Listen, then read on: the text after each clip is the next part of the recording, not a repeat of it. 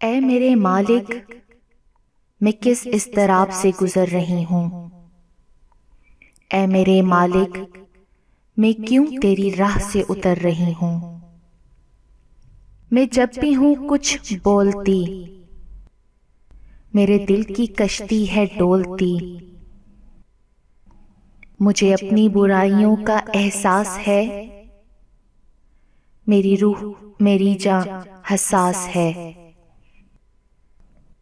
मुझे दूर करनी है ये आदतें, तो अता कर मुझ में वो ताकतें कि मैं अपना आप संवार सकूं, अपनी रूह को भी निखार सकूं।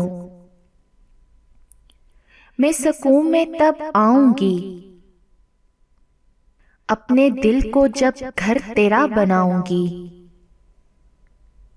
अपनी राह पर चला मुझे,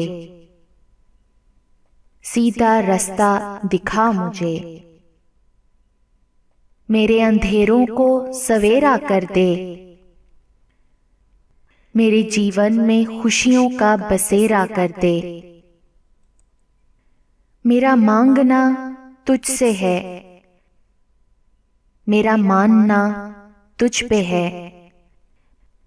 तू देने वाला, मैं लेने वाला, कुछ ऐसा बंधन तुझसे है, कुछ ऐसा बंधन तुझसे है।